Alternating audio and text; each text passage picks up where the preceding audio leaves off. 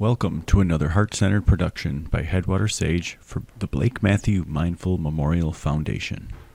Had a positive experience? Yeah, real positive. Awesome. She had breath work, she had Reiki, she had sound bath, and she had hypnotherapy. There was an article on Yahoo today about Reiki. Yeah? What did it say? I didn't read it. I didn't have time to. I was like flipping through and I saw it and I was like, oh, I recognize that word. I saw that written on the pavement as I rode my bike on Tinman. You had chalked it in somewhere. Can't remember where. Oh yeah, Reiki helps or something. Yeah. Like, if you can't catch your breath, there's always Reiki or something. All right, I'm just making sure all this stuff. The last podcast sounded a little quiet, so I'm just going to see. Just going to start turning knobs. Yeah, make sure they're all cranked up. I don't know what. I don't think Goody did anything when he was in here, but it might have been like a computer update over the weekend. Brian said he thought it updated or something. Oh, so yeah. I don't know. That sucks. I'm not. He's the IT project manager. Can't go backwards. You can't redo. You just can't go back and redo it. Yeah. So No, it's fine. We can redo it. I mean, we'll redo it. It'll be a little bit different, but yeah, it'll be fine. Yeah. Whatever. Well, welcome into the studio, John Werner. Thank you. A good friend. I've gotten to know you well the last couple of years. Yeah. 3 years, Yeah. I'd say. Yeah. I remember the first time I met you was pretty much at your first Tinman, because I had seen you in CrossFit. I went for like 3 months, and Sasha knew you, but I remember like first Tinman was when I really. Here's this kid. Yeah. Let's see you. Yeah. Yeah. You are. You're a baby. Yeah. Just making my way through the world, figuring stuff out. So. Yeah.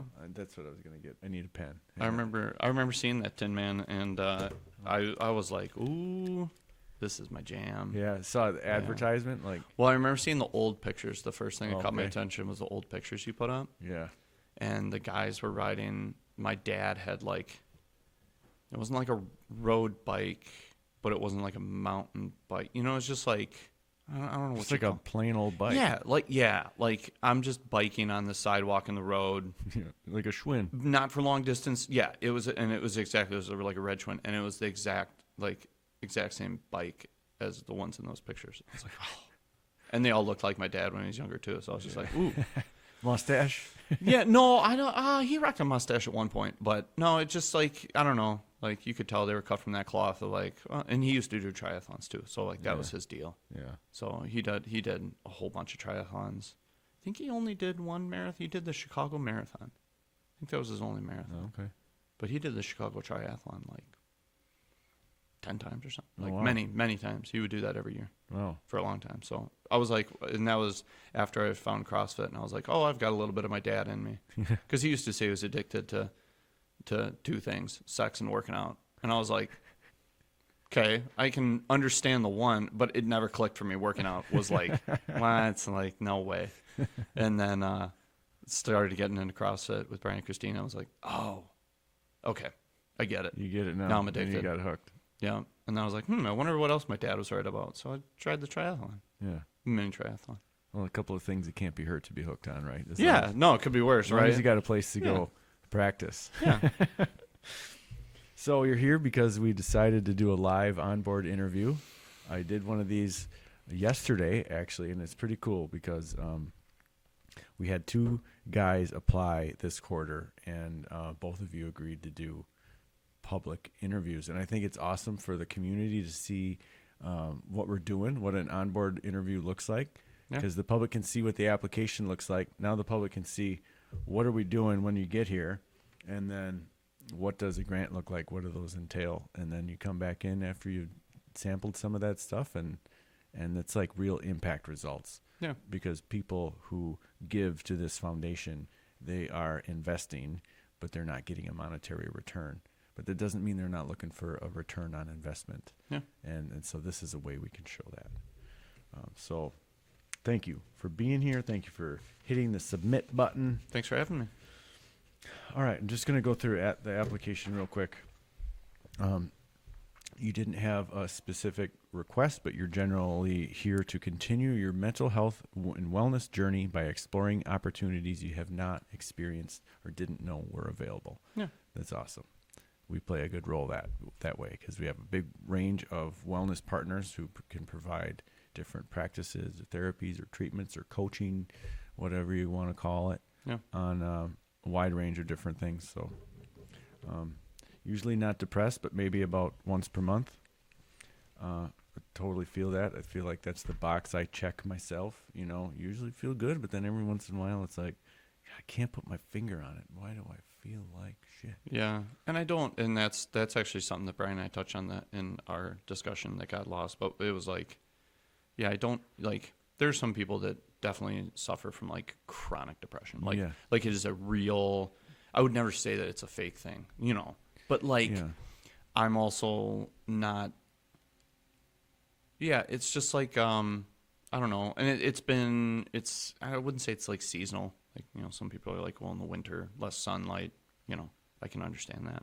But I enjoy winter. And honestly, we've had some pretty chill winters. So,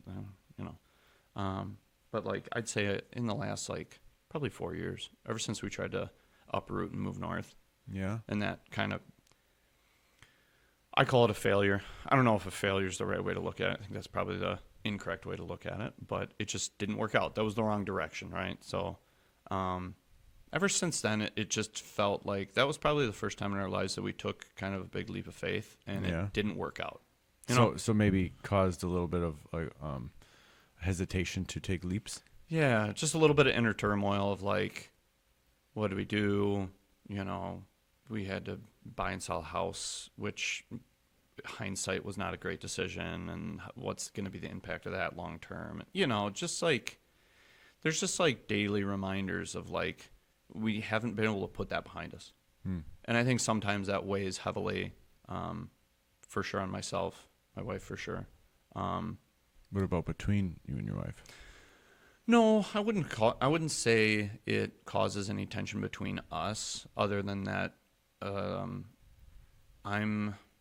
think I have an easier time being like, we did what we were supposed to do, even though like we were supposed to try.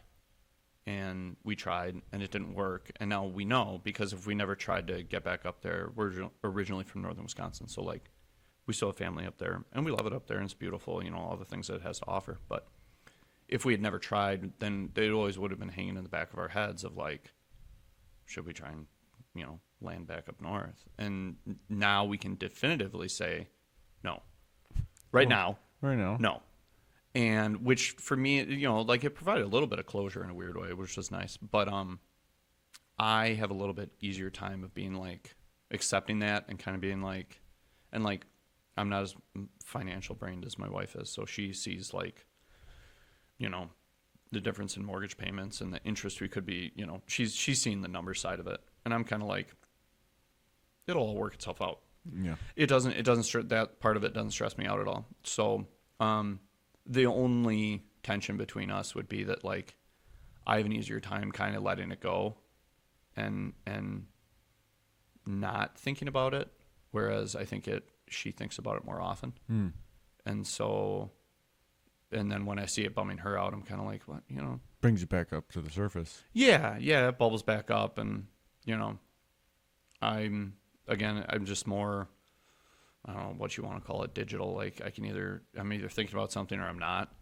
But she has like an analog of like, even though it's not there all the time, it's still on her mind. Okay. Where I can just shut it out and not worry about it. Okay. So yeah, occasionally, but yeah. So going back to the depression thing, yeah, it's not a constant feeling. It's never gotten to the point where I'm feeling like I need to medicate or, like suicidal or anything. No, I've never. I've had I don't know if there's a such thing as a healthy relationship with alcohol. I don't like, You're a take her to leave it kind of beer guy, aren't you? Yeah. Like I don't, I like. If I never had too much beer again in my life, I'd be totally fine with that. I've probably been hungover once in the past year, maybe half a dozen times in the past 5 years, and each time gets worse. Yeah. And I pay for it worse. And so it's like, I'm just kind of over it. And then, so like if we go out to dinner, have a beer. And then like this year I'm trying not to have, because if I have beer in the house, I'll have like whatever, garage beers. Mm-hmm. But if I don't have it in the house, guess what? Don't have it. Yeah. And I don't really miss it. So like, yeah, it's never gotten to the point where I'm trying to like medicate with different substances or anything. So, on a scale of 1 to 10, 10 being, severely depressed, I'm probably a 3 or a 4 maybe. And and then that's like at a peak, Some days are fine, It's kind of comes and goes, ebbs and flows. So. Well, and that lack of alcohol addiction is certainly a huge help to keep you in that lower end of the scale. And you exercise, 5 days a week, 6 days a week? Yeah, that kind of ebbs and flows too. There were a couple of years there where I was going solid 5 days a week, if not 6. But you're consistent. Yeah, I'm consistent. Yeah. I'm an early riser, so I can get up, go at 4:30 in the morning, be back before anybody's awake. I can usually get back, shower, and get back in bed for half an hour, which is amazing. So you keep in great shape.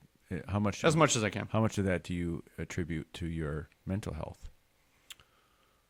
Ooh. How much does being physical help my mental health? Yeah, your physical activity, Sure. your movement. How much do you, if you correlated the two?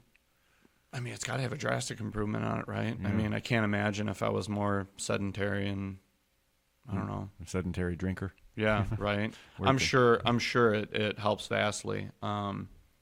Yeah, I think it's led to a lot of great relationships too. Okay. Talk about Brian and Christina and you and Sasha and a lot of the people who have formed deeper relationships with in the past 5 years have been because of the gym. Yeah. So yeah, that's a great community. I'm sure there's no accident. CrossFit. Yeah. CrossFit Connects. Just a little shout out to one of our wellness partners. Absolutely. All right, question number 3. We got a bunch here to go through. So you never applied here before. You exercise regularly. We know that. Yeah. Your name is John Werner, born in 1989. Spring chicken. And you love hunting, fishing, hiking, working out, working on snowmobiles, building unique vehicles, items, marketplace deals. I know you love to go to auctions, the Gavin auctions, just to nose around and see what's coming down the pipe. Yeah. I love that you do that because you kind of keep all your friends in the loop. And hey, there's this available. Yeah, it's, and that's a funny one too. So when I was younger, my grandpa, he must have been retired at the time. They lived in Southern Illinois. They had a cabin on a lake, and they ended up like being there year round. And he would come up to see us, and he would bring me toolboxes, and they were just filled with just toolbox stuff, some wrenches and razor blades. Like my mom, it always killed my mom because he'd never go through them. So he'd be giving these, I was 6, 7, 8, 9 years old. He'd be giving us toolboxes with literal like razor blades, knives, picks, like stuff that, trust me, left to my own demise was going to cause issues. Yeah. Lighters, matches. Yeah. Oh gosh, everything. And it never clicked. I just loved getting them. I didn't care where they came from. He was going to auctions.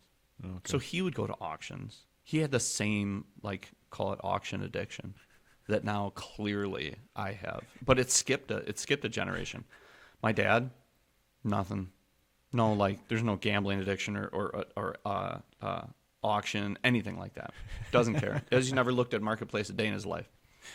But I'm glued to it. I love it. So, yeah, I mean, you couple my love of, like, mechanical things. Yeah.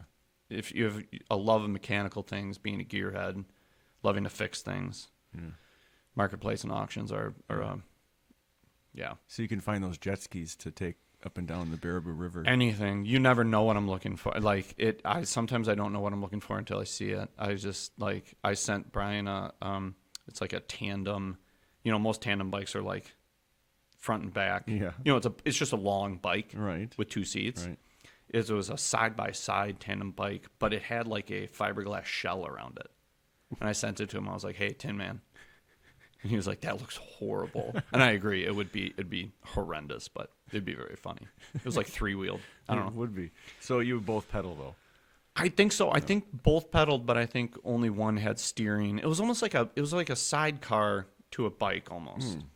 But instead of like it was meant to be 2-seater instead of like a sidecar is like an attachment. Okay, because I pictured maybe paddle boat method where your legs go down, his legs go up. It's closer to a paddle boat. Okay. Which anyone who's ever been on a paddle boat knows they are the absolute worst. I would imagine that's a great analogy because it's probably very similar to that. Yeah. Okay. I won't be getting it, but I see. Bummer. Yeah, I love that stuff. That hunting, being outside. Don't have a ton of time for fishing anymore, but that used to be a thing. Yeah.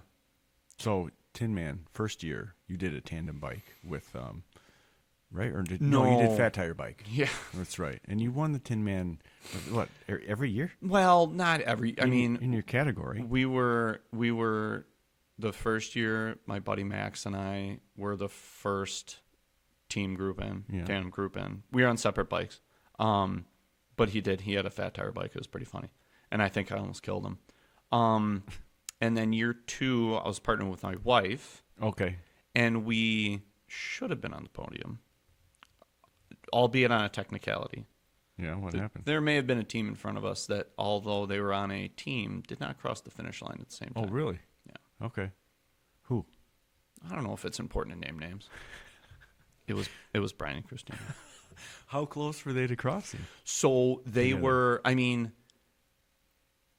they were probably 30, 40 yards apart. Like when Christina was coming across the finish line, Brian was coming out from around the back Oh, of the yeah. pond. Well, they're in the individual bracket then. Oh, see. I gave him a little bit of a hard time about it, The and referee then I wasn't- just let it go because it's not that big of a deal. I do not dwell on it, but it's funny that you asked. I think it's funny that you told. Yeah. I love it. And then this last year, I just for the first time went like by myself and was able to barely hang on. Can't remember the other guy's name that started catching me at the end. Brett or I don't know who it was. He was older. He came back on the run and almost caught me. I can't remember who it was. I'm bad with names. Brian Bester That could be it. Okay. Brian. Yeah, Yeah. close. and Josh had a failure with his bike. Yeah, Otherwise his he bike fell would have apart. Been right up there with you. Yeah. So yeah, I'm looking forward to this year though. I think I'm going to do it with one of my daughters, so it'll be a different scene this year. Just Yeah. kind of get it done. Yeah. So, and have fun. So, That'll be yeah. fun. Yep. So tell me about this major accident involving your father when you were 5. Oh. We probably have to do the Cliff Notes version. Okay, yeah, definitely. It was a water skiing accident Okay. at my grandparents' place in Southern Illinois. So like we were on vacation. They've always been a huge water sports family. My dad was one of 3 brothers. They all rode unicycles. They all just boys. And they grew up kind of in the suburbs of Chicago, but they may as well have been country boys, They were just in that generation outside all day, just rough.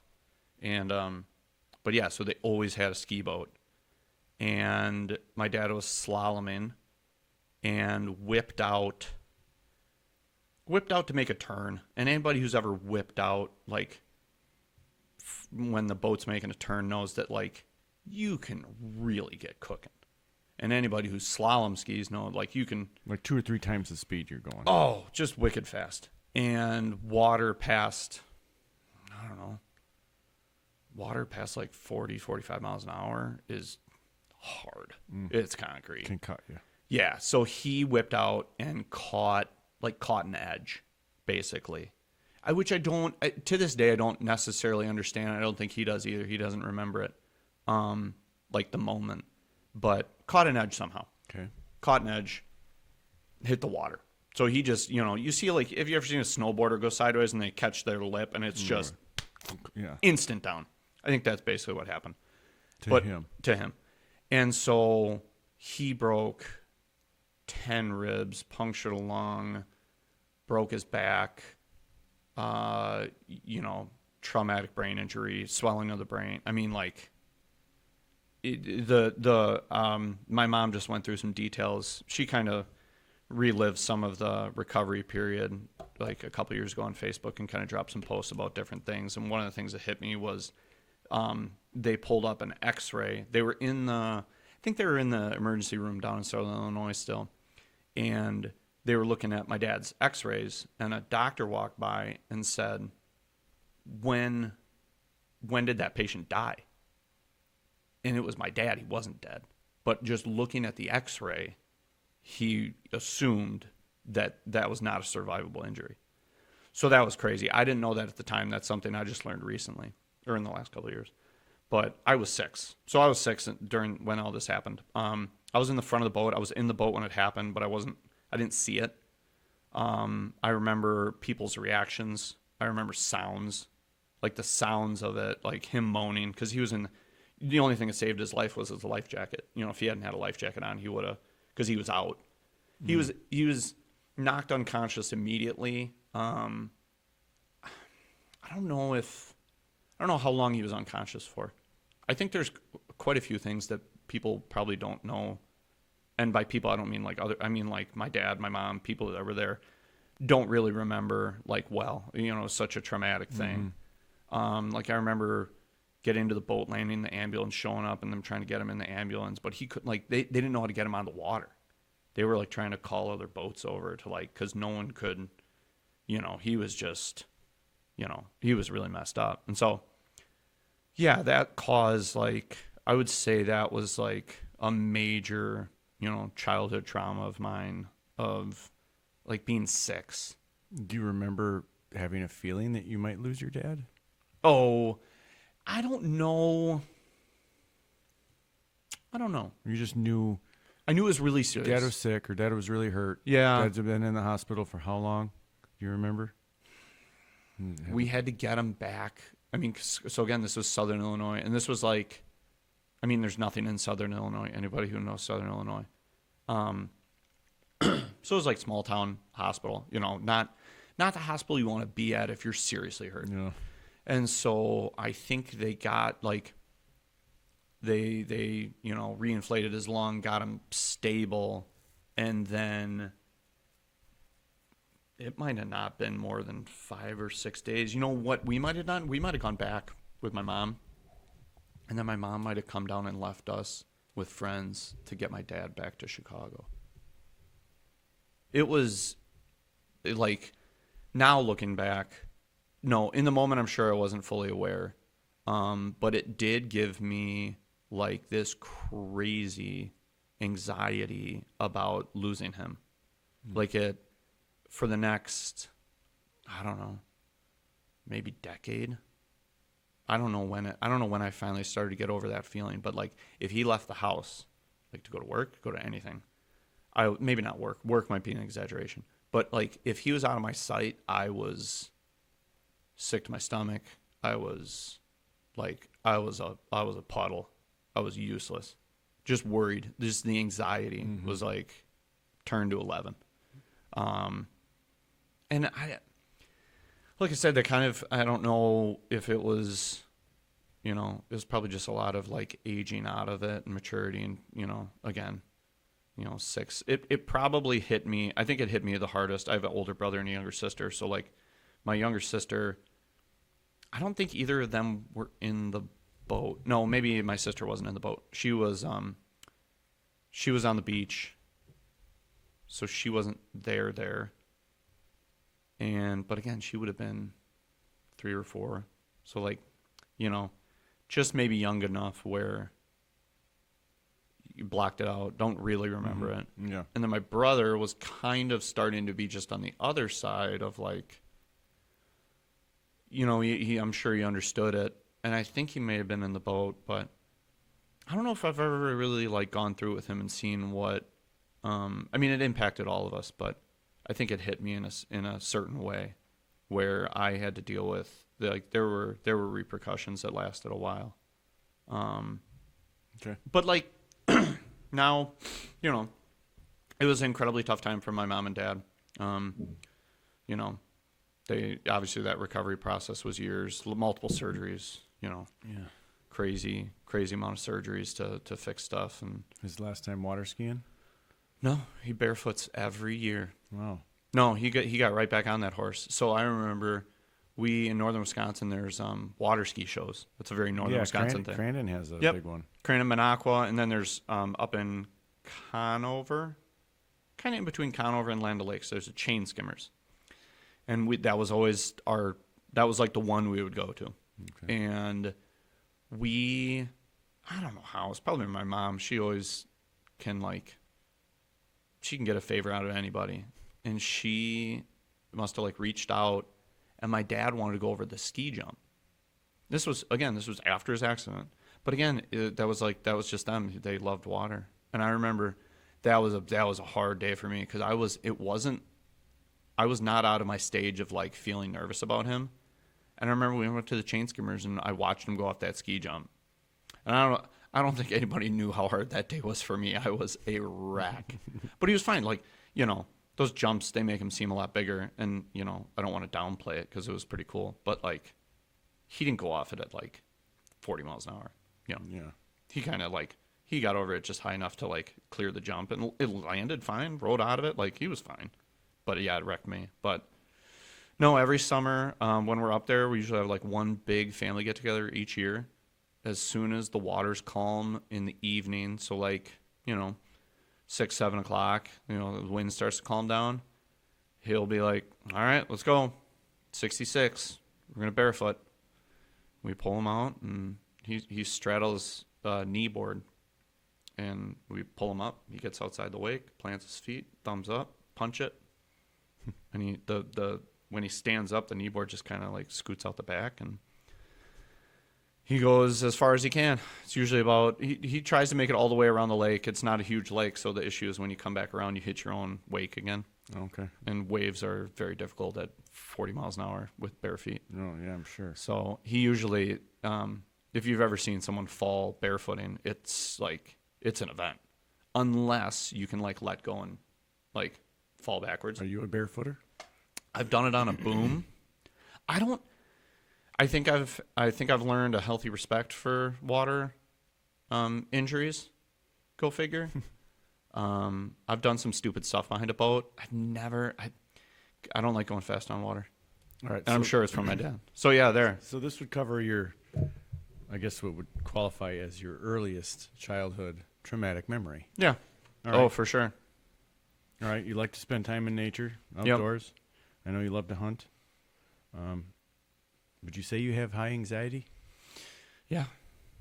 Well, it's hidden. Yeah. You hide it.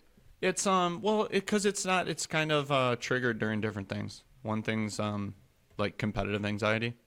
So oftentimes before Tinman, which is not meant to be, meant to be a fun day. So it's a fundraiser. It's, there's not, I mean, there's a competition level to it, but at the end of the day, it's just fun. Yeah.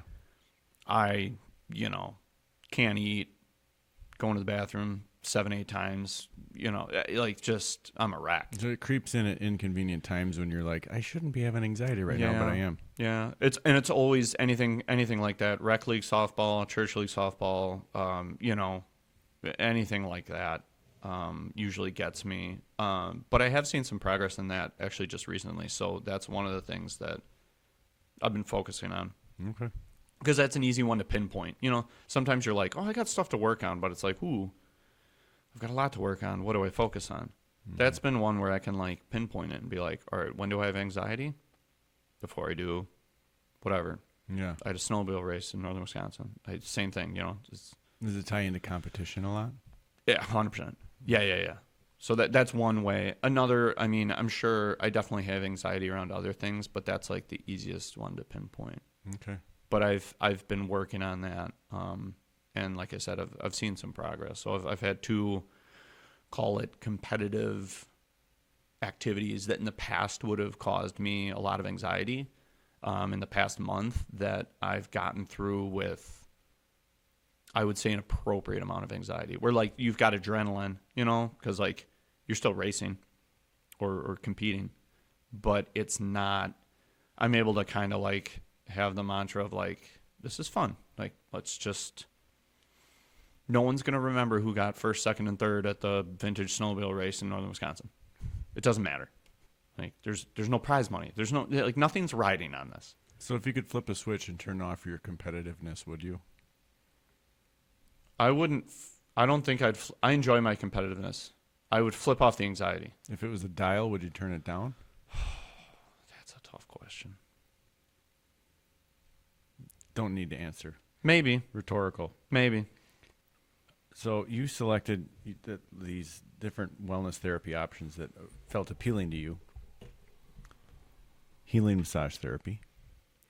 Not quite yet do we have a wellness partner who is a massage therapist, believe it or not. I have tried to recruit her. I think I went to one this morning. Her name is Barb. She is going to sign up. So we're going to have one. We also, massages are great, but we also want to incorporate each Tinman coin wellness grant with some sort of therapy or treatment that will send you home with a tool. Sure. So Yep. It's kind of like a bonus. It's almost like a congratulations, pat on the back. You've earned it. Here's a massage. So that will come in future coins. But you also asked, you expressed interest in plant, fungi, or amphibian medicine and meditation coaching. Mm-hmm. Your hurdles are prioritizing money and time to devote to my mental health. So that's saying you budget. I know you guys are good at budgeting. I'm not. My wife is. Your wife is good at budgeting. I'm good at supporting her and having, I shouldn't say not caring, because like I care, but like if she's like, hey, we need to focus on this in the budget, I'm like, sweet. Okay. You let her control it. I trust her because she's just so good at it. Yeah. So like it's I don't think I've ever really challenged any of her decision making because she's just like, she's thinking logically. She's not like, she's not buying $500 purses. It makes sense. So I'm just always like, yeah, okay. And it takes a load off. It's not something you have to manage. It's fantastic. I totally get that. It's fantastic. Yeah. Envious. All right. And then, so back to the prioritizing money thing. So let's say there's an opportunity to go to like a sacred medicine ceremony or a wellness retreat, a day wellness retreat. And sometimes these things can cost $300, $400, $500. Mm-hmm. You're saying, is it safe to say that John Werner knows those things would be useful, but you might hesitate to spend $300, $400, $500 on doing something like that? Yeah, for sure. Okay. I'm very open-minded when it comes to, like what I'm willing to participate in and put myself through. I feel like we get kind of one shot at this life, and I'm 35, so it's not like I'm almost done. But like everyone says, like, I've got kids now. These are like the best years. These are years where like you really start to hit your stride and enjoy yourself and your spouse and your kids and all the different things. Like there's going to be so many milestones that are coming in the next 2 decades for me, and I'm looking forward to it. But I want to be mentally there and be able to enjoy everything. Like I want to be tuned in to the important stuff and not scrolling on my phone or being just like disassociating and not being interested in stuff that I should be. So I'm like, yeah, whatever. As long as we're not crossing moral and ethical boundaries, like, yeah, I'll try stuff. I don't know. You just want to be the best human you can possibly be. 100%. Yeah. Yep. That's pretty much it in a nutshell. All right. We're going to go through it's called the Circle of Life. It's a holistic health wheel with 12 different pieces of the pie on it. And when I say a word, I just want you to think of that word, what it means to you, and rate it in your life as it is right now, present day John, and rate it at a 0, meaning it's lacking completely, and you absolutely know that you need this in your life, but you don't have it. And rate it at a 10 if you feel completely fulfilled and that it could not be better. And then you just rate it 0 to 10, and I'm going to make a mark, and then we're going to draw a shape at the end. So Okay. We'll start out with the word creativity, not like the creative ability you were born with, but how frequently is John Werner creating today? Your creative expression. I'd say a 5. Okay. Midway. Finances.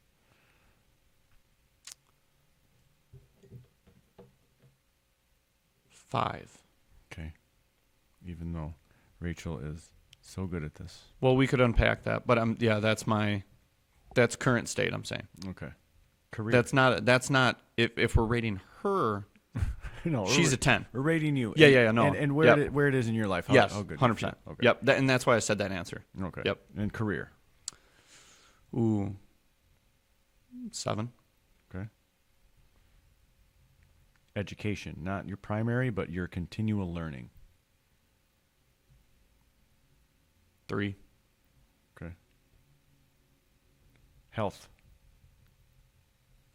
8. 8? Yeah. Okay. Physical activity.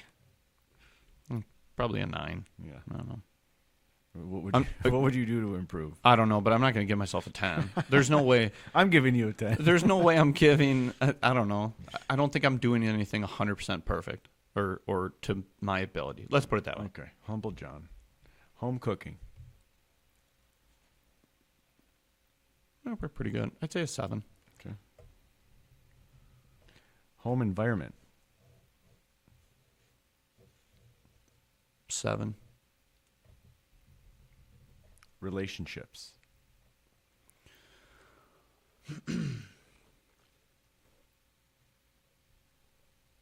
6. Social life.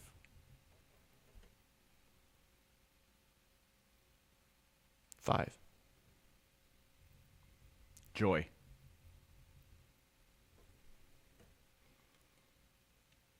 5. Spirituality. 4. All right. So we just connect these dots and draw this shape. And this shape is something we'll come back to later.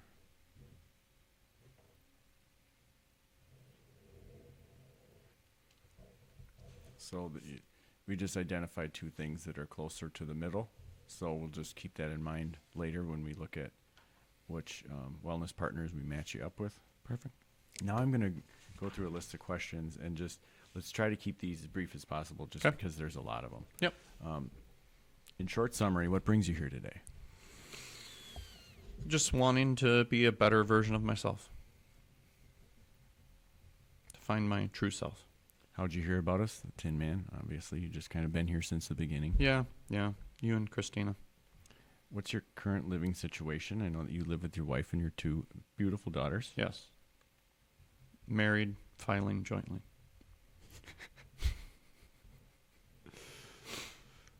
How old are your daughters again? We're gonna say 9 and 11. We've got a birthday coming up. Okay.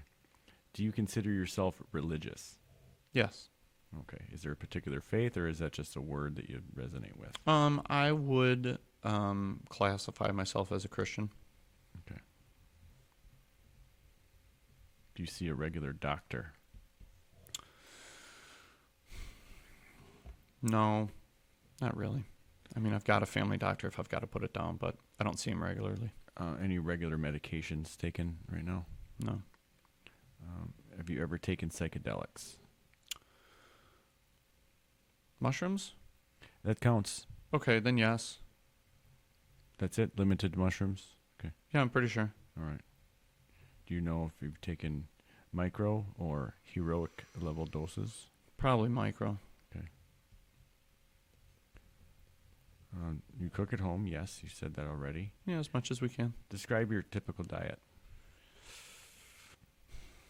I'm not a sweets person, so I mean, a lot of eggs.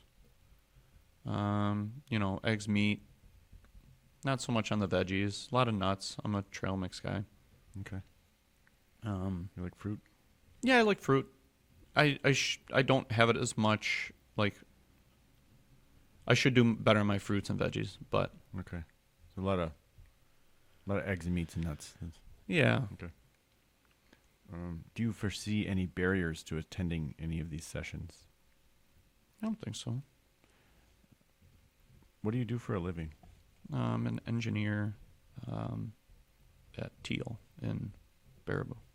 So Plastics company, right? plastics. We got rid of it used to be called Teal Plastics. We dropped the plastics. Oh, there's way more than that.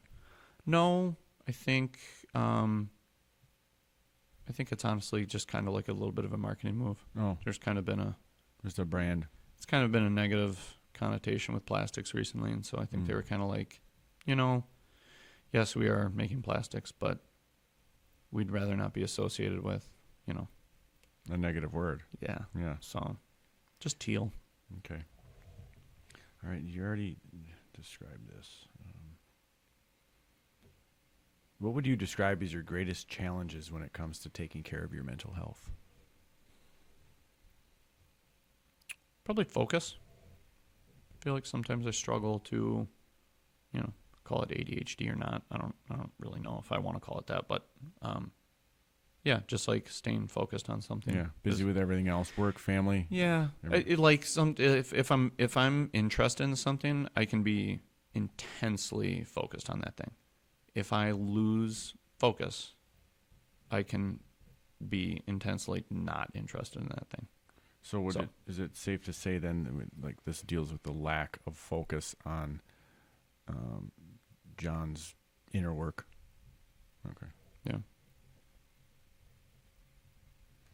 What or who do you have in place for a support system to help you through this process? I mean, for sure, my wife. Mm-hmm. You guys, you, Christina, Brian. Yeah. Yeah. All right. What's a typical day look like for you? Get up and work out. Early to rise. Yeah. I'm not good at sleeping in. I got an internal alarm clock that won't allow it. So yeah, early workout. 4:30 workout. Yeah, 4:30 or 5:30, usually early. And then get breakfast ready for everybody. So one of our children's an early riser, so I'm always getting her breakfast ready, and then make my wife breakfast. She's not a morning person, so she's a zombie until she gets her coffee. So, and then scoot out the door to work. Work fairly normal hours, and then trying to reserve the evenings for kid activities, whether it be sports or whatnot, and try and spend some time with the family. Okay. I usually don't have too many evening things going on, so try and dedicate that to if the kids have something going on or doing something together as a family. So. Yeah. Okay. Yeah. Do you have mood swings? I'd say no. Pretty stable. Yeah, I feel like it. And do you drink? You already said not really. Little. Technically, yes, but I wouldn't say I haven't been. I'm not dry. I'm not sober. That sounds weird though. But I'm not dry. But Yeah. no, it's Very little. yeah. Okay. What do you hope to achieve if you are awarded a Tinman coin? Progress. I want to I don't know. I want to. My goal, I think, right now is to identify kind of like my next thing that I'd like to focus on. If I was, continue to focus on the anxiety part, but hopefully, if we can, make some headway on that, I'd like to, identify the next thing that I'd like to focus on. Okay. Without focusing on too much at once, right? Yeah. I mean, obviously, we all have lots of hurdles to deal with, but you can only kind of take them one at a time. So Maybe finding that one thing that you just really love. yeah, That helps. yeah, Okay. Yep. Do you have health insurance? yes, All right. Would you be willing to do a podcast? anytime. All right. We're going to go through a list of some different techniques, practices, coaches, therapies, type of things that we have either available in our network or could be available in our network. It's not all of these are, but I'm going to go through the list and you tell me yes or no if you have experienced or practiced any of these things. Okay. And then we can expand on more of them if as far as your understanding of them or misunderstanding of them or your experience with it, if you liked it or not. Sure. Meditation. Yes. Okay. Yoga. Yes. Breath work. Yes. Okay. Have you ever had a breathwork session where your all the muscles in your body clenched up? Yes. Okay. Have you? could you describe your yoga practice? Is it do you have the experience with it, or do you practice it? Experience. Okay. Yeah, no, I'm not actively practicing, but I have experienced it. All right. Meditation, is that active, or is that just in the past? It's active. I need to do better, but yeah, I mean that's something that was kind of like one of my 2025 goals was meditate. Cool. Regularly. I Okay. didn't necessarily try to put a number to it. Just tried to make it a habit. Okay. So, yeah. Have you ever been to a talk therapist? Not in my adult life. I feel like there was a therapist we were seeing at some point, like as a family when we were younger. But no. Okay. So no online talk therapy then? No. All right. What about Reiki? Nope. Okay. Massage therapy? No. I mean, I've had like body work done, but so I don't know if that would classify. Like I've had sore muscles worked on and knots and stuff and stuff like that. But was it done with the intent from a therapy standpoint? Yeah. No. Okay. I guess so. n- kind of a gray area. yeah. Okay. I don't know how to answer that question. That makes sense. So you've had muscles worked on because they were sore as hell. Yeah, or not a therapeutic, strain or something. Not like a Zen inducing Correct. massage. Okay. That's correct. Holistic health coaching. No. All right. Life coaching. No. Sound bath, sound healing. No. Mindfulness or self-help apps. No. Self-help books. Yes. Book clubs. Yes. Just this year. That's a new one. Hypnotherapy. No. Fitness gym, of course. Yeah. Yes. Personal trainer. Yeah, kind of. I mean, that's what CrossFit sort of is. Right. Yeah. I'll say So, yeah. Money management training. Yes. Hard not to. Martial arts. No. Art therapy. Yeah. Technically, I experienced it once. Okay. Yeah. Women's group. No. Men's no. group. Men's group. Yeah. Acupuncture. Yes. Plant fungi medicine. I know you said yes to fungi. Yeah. Recreationally. So I don't. Yeah. I mean, I guess it still counts, but yes. But no amphibian medicine. No. Okay. Wellness retreat. Kinda. Yeah. Did like a day retreat experience, more like an afternoon. So Christina's first yeah. one? Yeah, I think Okay. so. Yeah. Yeah. Okay. Animal therapy. I have a dog. Okay, that counts. Ayurveda coaching. No. Float therapy. No. Cold plunge, hot cold therapy. Not as a therapy, but I've done cold plunge, or sauna. Okay. So not as a routine or anything. Yeah. Yeah. All right. So out of these, I guess I'll just give you the pen. Circle or star any ones that jump out to you that you really feel drawn to. Or you can just mention it. Yeah, I mean, definitely the plant and fungi medicine, that's intriguing to me. Float therapy, for sure. Cold and hot plunge, I like those. I'm a physical touch is my love language. I love and not again, physical touch from my wife is different, but like being contact. Like my mom used to and my dad used to calm me down by compressing and stretching my limbs and Sure. when I was little. Yeah. That's just just puts me out, puts me in a just a happy place. So anything like that I really enjoy.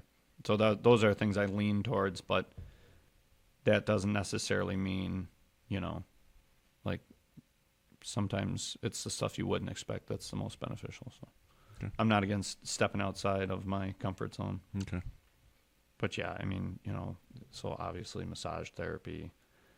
Definitely talking. This is one we've talked about, me and my wife, actually having a therapist. meditation, yoga. I like the breath work.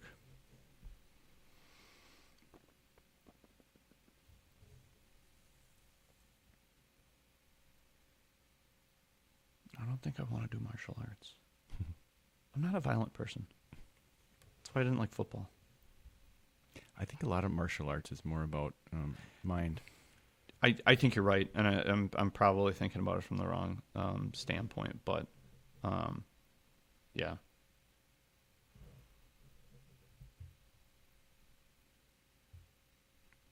That's good. That's a quick one. Yeah. All right.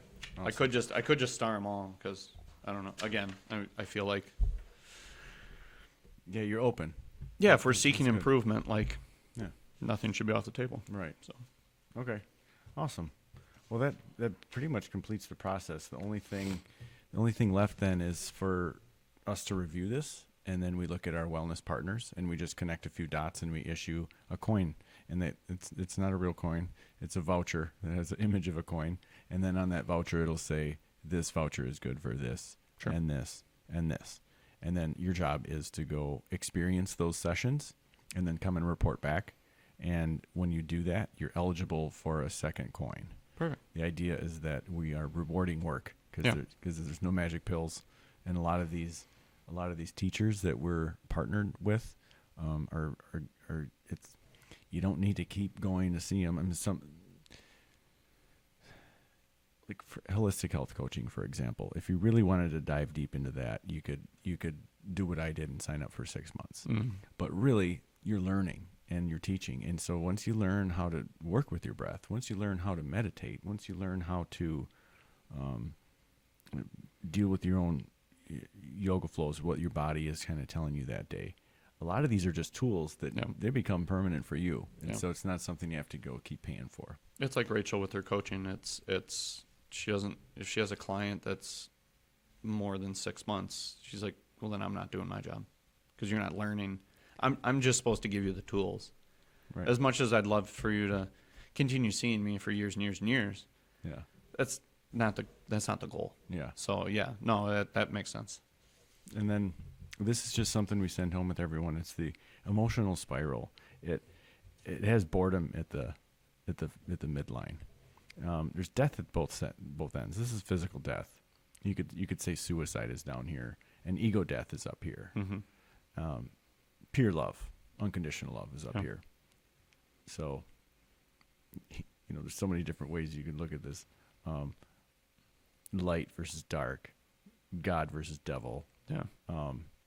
ego versus awareness of the ego. Mm-hmm. But then there's these emotions sprinkled in, and there's like, here's one that kind of hit me deep, like guilt. It's towards the bottom. Guilt is like right near death. Yeah. I remember I used to be hard on myself type of guy.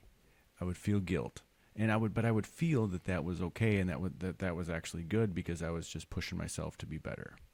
And then it dawned on me one day that we can do inner work. We can dig within without feeling guilty. Mm-hmm. And if you do feel guilty, at least don't feel guilty for feeling guilty. Right.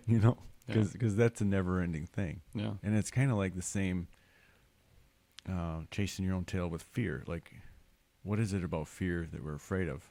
Are we afraid of fear?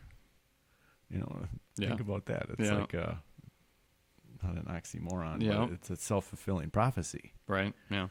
So these are interesting words because a lot of times these words aren't even something that I had equated with an emotion. Mm-hmm. Like I didn't think of guilt as an emotion. I thought of it as like a tool. Yeah. But it is an emotion, and apparently it's a really shitty one. No. So I'm just sharing that because that's what impacted me personally.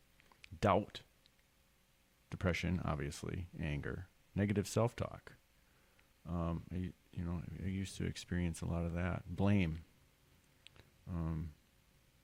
humiliation. That's another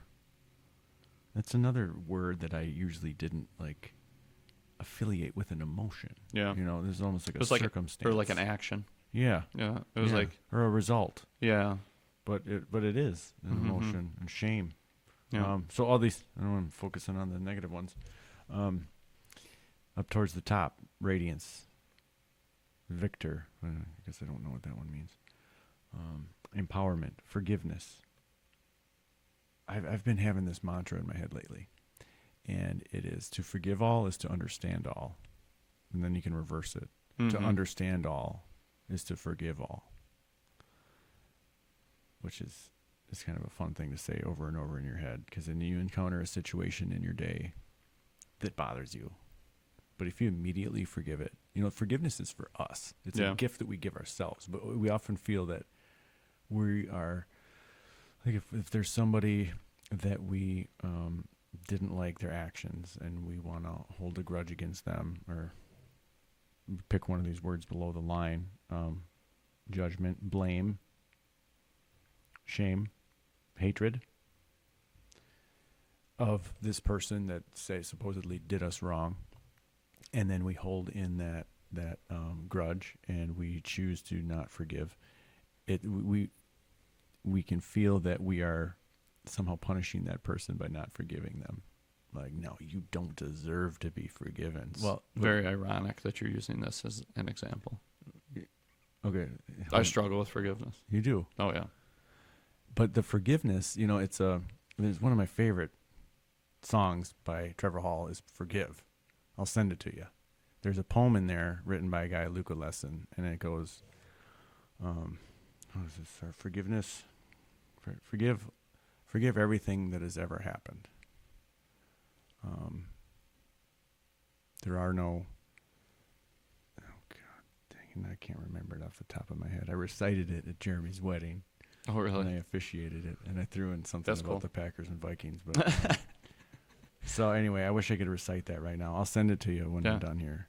But forgiveness is a gift we give ourselves, and it doesn't mean if we forgive someone, it doesn't mean we let them back into our life. It doesn't mean that we become friends with them again. It doesn't mean that anything. Yeah. It has nothing to do with them. Yeah. That forgiveness is what we give ourselves, and it only benefits ourselves. And this means so much to me because it's the last thing I ever said to my son before he committed suicide. He was so mad at his mom. His mom did something that embarrassed him, and he was really, really, really mad at her. And he was at a point, Blake would go back and forth between kind of hating his mom or dad, and so I was like, like every teenager, it's not me, this time, and I could just tell it was really bothering him, and he was also dealing with some. He got in a fight, and there was a cop involved, and he was facing something there, and anyway, I could just tell the anxiety was through the roof, and this was the day before he committed suicide, and I left him a voicemail, and I said, Blake, just want to say something. Just want to remind you that forgiveness is a gift you give yourself. It doesn't mean you have to, is that you're not doing the other person a favor when you forgive yourself. When you forgive them. Yeah. You are doing yourself a favor when you forgive. And to forgive everything is to understand everything. To understand everything is to forgive everything. So anyway, take that home. It's like, I just look at it once in a while, and it just makes me feel good knowing, like, I can focus on these words, and I can keep in the back of my head that these words are not. Like, if I'm feeling doubt, yeah, I know that that's something. If I say something negative about myself, I know that, okay, that's not good. Mm-hmm. And it helps to sometimes have a reference for those types of things. Yeah, I like that. All right, so tomorrow I'm going to issue your coin. Awesome. You're getting one, whether you want it or not. I'll take it. I can't wait to use it, like I said. But I'm going to keep it a surprise on exactly what it's going to be. Okay. And then, and it's going to be simple. It's not going to be a lot of things. And the point of that we're doing that now is so you can go do that. Come back in, get another one. I'm excited for it. All right. Can't wait. I'm excited for you. Thanks, brother. Appreciate it. Appreciate you. Thanks.